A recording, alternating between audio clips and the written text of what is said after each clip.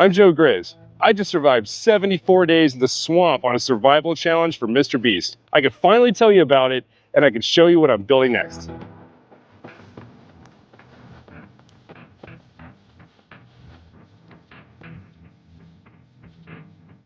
I've been doing outdoor and survival stuff for many years, but going on this MrBeast challenge taught me so much. This was the most challenging thing that I've ever done. I mean, we're sleeping outside with no sleeping bags, pine straw beds, it's swamp wood and it's hard to get a fire going, it's freezing cold outside, we're eating like 500 calories a day. I just got back, and this is pretty surreal, to say the least. I don't know exactly how I feel about it. I think that it's time for me to open up this suitcase and show you what I had in the wilderness with me for 74 days. Oh man, this is the Cooey jacket that I had, the awesome coat, but we were still freezing. So these are the pants I had, these Falk Raven pants. Dude, these are great. Worked in them for months, no holes, nothing. This is my fleece. This thing was super warm. Duckworth, it's wool, and it did its best, and it's held up. Camo shirts, wool from First Light, not a single hole, dude. These things are awesome. This is the spoon that I made, perfectly tailored to my mouth. I could still taste beans on it. Quality made by yours truly. Last but not least, Jimmy doesn't know this, but I stole a parachute. Boom. Every day, a plane would fly over our camp and drop a case of $10,000 in cash by one of these parachutes, and I had to have one, so I stuck it in my suitcase. I went to the grocery store and I got a brisket, and it's my favorite thing to cook. I'm not the best at cooking briskets. I'm okay. I'm not awful, but I'm not the best. This brisket is the best brisket I've ever had in my entire life. Look at this thing. It's got like the jiggle. Look at that jiggle. Look at that jiggle. And it's been cooking for about 12 hours. And I don't know if I have enough self-control to keep from eating this until I get sick. And that's like legitimately what I'm concerned about, because I have started eating the cap, which is like the piece that's the most well done. And it's just like falling apart and ripping apart. And it's like, it has a great bark on it. Oh my God, I have been craving red meat. Hard, real hard. If brisket grew on swamp vines, I would be okay. So let's drive down to Monroe. I want to show you guys something I've been dreaming about building for 20 years, and it's finally happening. Let's check it out. I'm really excited to show you guys this space and where we are and like what's going on with this town and why we thought it was a good fit to start a business there. We were fortunate that we found the location in this town, because this is, in my opinion, one of the fastest growing small towns in Georgia. It has tremendous potential. So we're here in Monroe, we're heading down Broad Street, and right in the middle of town, I'm pulling up to the building here, and we're gonna get out and we're gonna show you guys what this place is all about. This is it.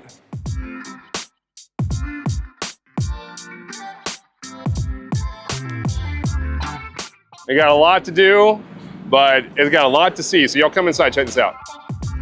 So this is the spot. This is it. It's so cool, y'all. So they used to build Model Ts in this place, and this is like the old offices over here and showroom area where they used to line all the cars up, and it's just the coolest building. They used to service them all in the basement, and it's the heritage and everything in this place is just amazing. It's exciting to see stuff happening here, you know? I've been gone and construction started, and man, this is gonna be something real special. So over here, like, we're gonna have wood floors and low table seating, you know, and dude, just to see that they've ripped out the flooring here. When we came in here like a couple of days ago, y'all, I had a moment.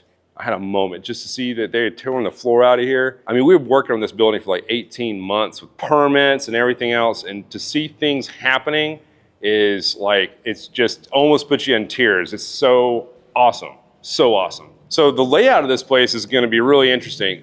All the brewing equipment's gonna kind of go in the front, like right here. And then we're gonna have a big bar with a walk-in cooler that's gonna sit kind of next to it. It's gonna have a marquee header, which will be awesome, kind of like an old movie theater. Everything back over in this area is gonna be like low table seating and low lights, and it's gonna be a cool spot to hang out or like go on a date, you know, have your own privacy, have your own spot. We're gonna have arcade games, like some pinball and stuff over here. And there's gonna be a big door that goes out to a deck and it goes out to this outside area. And guys, that's something I gotta show you. Everything back here in the back of this building is gonna be event space, right? So this is gonna be live music. We're gonna have a stage set up back here, and you're gonna be able to come see bands, and it's just gonna be the coolest spot to see music in this part of Georgia. So you walk out of that glass door on the side, and you come around, and you're gonna walk right out into this outdoor area. And man, in the summertime and fall, it's just gonna be so pretty out here. There's gonna be a deck on the side of the building. You're gonna be able to sit in a hammock and drink a beer and just live your best life. And I'm about living my best life, so I'm pretty stoked about that. So this is where we spent 40 days and nights, shoulder to shoulder. 40. And really became really good friends. I don't think we had a choice. I mean, we did. Like, we don't have to be... We could have a single bed. Well, you gotta, I mean, so you gotta remember, it's like 30 degrees at night. It's freezing cold. We don't have blankets. We don't have sleeping bags. We don't have sleeping mattresses. You're wedged into this debris hut trying to make a fire, and the wood around here is all waterlogged and half rotten, so it doesn't burn real well. You're relying more on body heat to stay warm. So there's always a joke about, you know, how close you want to sleep together, and you just get cold enough that you wind up sleeping like this, you know, because... And now, honestly, this doesn't bother me at all. In fact, in some ways, I feel more comfortable with that. It's more comforting. But here's the thing that you don't see in the video is, why did Grizz want to stay? Obviously, money's great, but there's a reason. Right. And the reason is Grizz is starting his own business. Yeah. Grizzle Beer. Starting a brewery. The brewery. When you're starting a business, there's no such thing as enough money.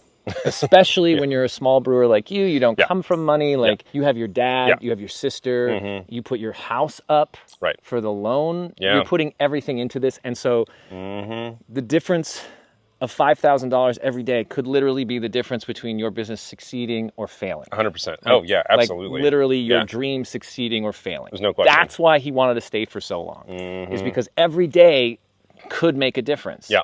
And so I know you didn't hit your goals that you wanted to hit, and I know you ended early for me, which I really appreciate, because I did need to be back with my kids. Well, I thought it was really important. I know you did, because you're a good guy and you're a good friend. So if you want to help Grizz out, of course, help make Grizzle Beer happen, buy a hat, buy a t-shirt, and all that'll go towards making his dream happen, because I know you weren't able to get the goals that you wanted. So yeah, I'm a little short. Buddy, I love you, man. Oh, and I really love you too, buddy. I really appreciate what you did for me. Yeah. And so I think, I mean, I'm going to be rocking that stuff too when I get it. So there might be a little bit of something in store for our viewing audience here that we haven't talked about. Thing is, if you guys want to see more of me and Grizz on crazy adventures, let us know. I don't know if you guys want to see that. I don't know if something, We've got some ideas, but we kind of wanted to see what everyone else was thinking about this. But yeah. If you want to see me and Grizz go on some more crazy adventures. Where do you want to see Hayes? Oh, God. Have to survive for a week. A 7-day survival challenge. No tools. Where are we going? Where you want to see us go? Let us know in the comments. Boom. Let's do this thing. Oh, Lord. I'm gonna die. As we're getting this thing going, if there's anything that you're interested in from me on this channel, just let me know in the comments. I want to teach you guys the things that I learned throughout my life to help me in survival. I want to know what you're interested in. I grew up in the mountains of North Georgia, and I was super fortunate as a kid. We were way out in the country, and we had a creek on the property, and that's where I'd spend my weekends. I'd have friends that would come over. We'd go down to the creek and catch crawdads. We go squirrel hunting. We build forts outside. You know, we build shelters and camp and hunt and eat crawdads and eat squirrels. And just, that was what we wanted to do as kids. You know, there's so few people that get the opportunity to be able to do that. It was an amazing experience growing up. That really kind of set the tone for everything that I've done in the outdoors my whole life. Is just like being able to do all that as a kid. My uncle would come in and he would scoop me up and he would take me out fishing in Colorado for a month every summer. We'd live in the back of his truck, sleep on the ground outside, catch dinner, hike all over the state to these beautiful waters that are way off the beaten path. A lot of the stuff there's not even trails to get to. And he just knew where every piece of water was that was great for fishing, and we would just have such an awesome time doing that. That's where I continued to kind of learn a lot of this foundation area survival and bushcraft skill work, you know? So I really want to take this channel as an opportunity to teach you guys about the things that I learned growing up and the things that got me into the outdoors. So what do you want to see? We got this really cool video coming out called 5 Tools You Need to Survive, and I even got my longbow out. So y'all, this is gonna be an awesome, awesome video. I'm gonna show you guys how to do some interesting, creative things for survival in this video, so check it out. You know, we can do anything. I wanna show you anything that you're interested in. Would you wanna learn about, you know, more ways to use a knife, different carving techniques, ways to pitch a tarp? I can do a lot of things with a tarp. We could talk about tools. We could talk about shelter designs. We could talk about building fires and purifying water. We could talk about hunting and fishing. We could talk about foraging. There's mushrooms that are starting to come out around here. We could talk about the different zones of the country, because I've been in all of them. I could take y'all on adventures in some of these different areas. I could show you guys where I grew up outside and take you and show you the places that got me inspired in the outdoors. Thank you so much. I can't tell you how much I appreciate your support in helping me get this business going. Now make sure you hit the like and subscribe button because it helps us more than you know, and I'll see you in the next video.